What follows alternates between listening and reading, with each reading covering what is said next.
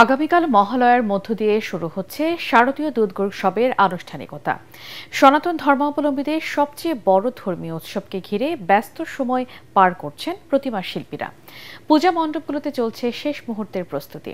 এদিকে সোনালী আঁশ পাট দিয়ে প্রতিমা গড়ে সাড়া ফেলে দিয়েছে সাতক্ষীরার কলারোয়ার শিল্পীরা।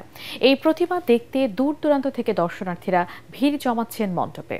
প্রতিনিধিদের পাঠানো তথ্য ও চিত্রে আরও জানাচ্ছেন আশিকুর রহমান। রোববার মহালয়া, দুর্গতি নাশিনী দেবী দুর্গা আসছেন মর্তে। মহালয়া দিয়েই শুরু হবে পূজার আনুষ্ঠানিকতা। জামালপুরে ২০৭টি মণ্ডপে পূজা আয়োজনের শেষ মুহূর্তে প্রস্তুতি চলছে। প্রতিমা তৈরির কাজ শেষে এখন চলছে রং তুলির কাজ। কারিগররা জানান, এবার মাটিসহ সকল উপকরণের দাম গতবারের চেয়ে একটু বেশি হওয়ায় খরচ বেশি হলেও মজুরি সে তুলনায় বাড়েনি।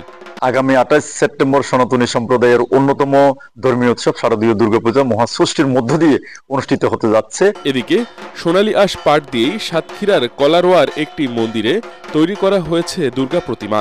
৪ জন ভাস্কর টানা ৩ মাস ধরে এই প্রতিমা নির্মাণের কাজ করছেন। সব প্রস্তুতিও শেষ হয়েছে। প্রতিদিন দূর দূরান্ত থেকে পাটের তৈরি ব্যতিক্রম এই প্রতিমা এক নজর দেখার জন্য বিভিন্ন ধর্মের মানুষেরা ভিড় জমাচ্ছে।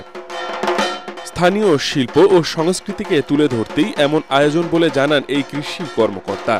অন্যদিকে খাগড়াছড়িতেও প্রতিমা তৈরির কাজে ব্যস্ত সময় পার করছেন কারিগররা। এবার খাগড়াছড়ির ৯ উপজেলায় ৬৪টি পূজা মণ্ডপে অনুষ্ঠিত হবে দুর্গাপূজা।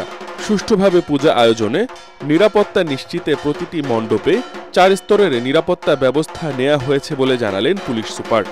আগামী ২৮ সেপ্টেম্বর ষষ্ঠী দিয়ে শুরু হবে দুর্গাপূজার মূল আনুষ্ঠানিকতা।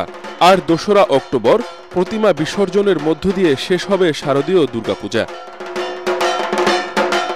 আশিকুর রহমান, এটিএন বাংলা।